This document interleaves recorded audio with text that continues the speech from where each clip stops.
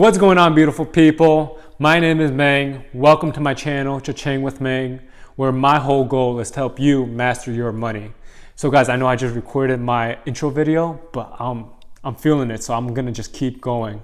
So I'm kicking off our first ever web series for our channel, Ladder to Financial Freedom, today, right now.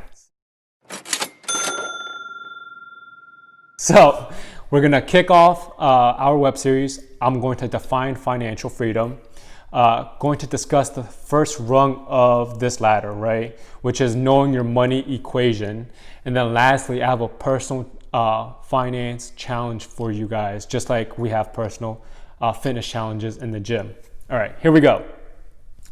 So in terms of financial freedom, how do we define that? Quite frankly, I don't think there is a set definition. In my opinion, financial freedom means different things to different people at various stages in their life, right? It could be paying off debt, it could be investing, it could be saving for retirement, it could just simply be making ends meet, right? So the way I see financial freedom is different from the way you would see your definition of financial freedom. That being said, we can all agree on one thing: you need money to achieve it.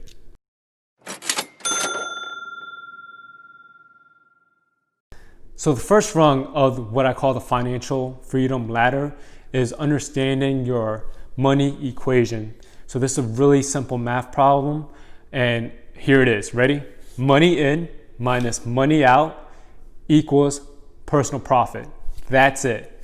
So I'll dive deep into each of these buckets as we go through the video. Money in, real easy for most people. It's really what you see in your bank account, right? After the government takes its taxes, so on and so forth, on a bi-weekly or a monthly basis. How much money do you see in your bank account?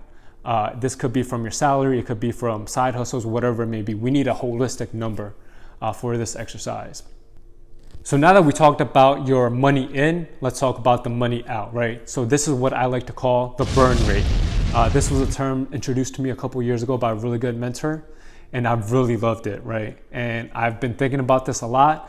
I've bucketed my personal burn rate into two big categories. One, money you needed to burn. So money you needed to spend on in order to survive this week, this month, this year, right? And then two, money you wanted to burn. So money you wanted to spend. It could have been movies, it could have been drinks, it could have been a vacation, whatever it is, right? This is what we call discretionary spending. One of the key things I've come to realize, a lot of people focus on the first half of the equation, which is making more money, but they never focus on the second half, which is, hey, you can't burn everything you make or else you're never gonna get anywhere, right? So those are your two burn factors: money you need to spend and money you wanted to spend. Combine those two, you have your total burn rate for that month. So in terms of personal profit, that equals personal profit piece. It's really all the money you make subtracted by all the money you spend, and that's what you get to keep for yourself. Hey, I keep this money in the bank, right? I didn't get to spend it, so on and so forth. Hopefully that personal profit is in the black, meaning you are saving, or rather you are spending less than you make. If it's in the red, meaning you are spending more than you make, then we have a problem. Call me, let's talk about it. In terms of where you put your personal profit, there are a few key areas, right? You can put it into an investment fund. It could be put into your retirement fund. It could be put into your emergency savings. So there's a few key areas that you can put your personal profit in that I highly recommend that we can talk about further down the line. So guys, now that we understand the money equation in terms of money in minus money out equals personal profit, I have a personal fitness finance challenge for you. Say that 5 times fast. So I really want you to understand your money equation, right? How much money are you pulling in a month? And then what's your burn rate? How much money do you actually need to spend? So things like food, utilities, rent, insurance, things of that nature. And then also how much money you want to spend.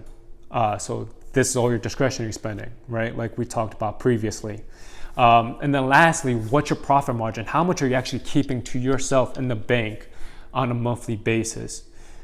Taking it one step further, how can we increase your profit margin, right?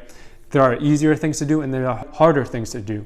The quick wins are really looking at the burn rate at which you didn't need to spend, but you spent anyway. So can you forego that cup of coffee at Starbucks?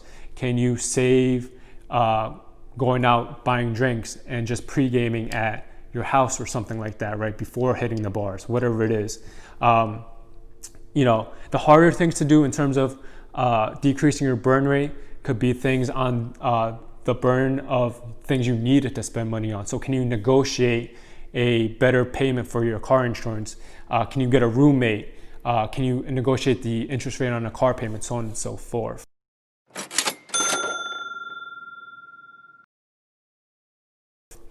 So the last and hardest but easiest piece is you need to commit, right? These concepts are very, very easy to understand, but very difficult to execute on because temptation is always, always around the corner, you know. And I've come to realize having a vision for your money helps you fight temptation a lot easier on a day-to-day basis. I'll give you guys a very quick story. So I've been working part-time since I was like 12, 13, 14 until I started my, you know, quote unquote adult job at 21. So that was, you know what, like 6-7 years of, you know, work. At that time, when I started my full-time job, my profession, my career, I had $1,000 in my bank account after years and years of part-time work. In my head, that was a big wake-up call, like a big alarm clock was sounding right there, right? Like in my head, I was thinking, how in the world did I work for 7 years and save practically nothing? And I came to this epiphany where I was like, I realized I was spending every dollar I made. If I made $80 that week, I spent $79.95 just so that I know I won't get overdrafted, right? And that was a gut punch to my stomach. I realized, and I committed at that point in time, I was like, I'm never letting this happen to myself ever again. And that was really the awakening for myself in terms of my own personal money journey. Now, full disclaimer, guys, by no means am I perfect. Some months, my personal profit margin sucks. It's at like 10, 5%. Other months, when I'm really on my game, it's hovering around the 45 to 50% profit margin rate, right? You know, anyone who knows me knows I love to spend money on nice things, nice material things. So just to say I'm not perfect, I go through the same temptations as you guys on a monthly basis. And another note, I do not mean to suggest, you know, depriving yourselves, right? Small steps in the right direction will lead you to the end goal that you're looking for. It's just a matter of how quickly you want to get there, right? At what rate do you want to save so that you can get to your ultimate financial dreams and goals?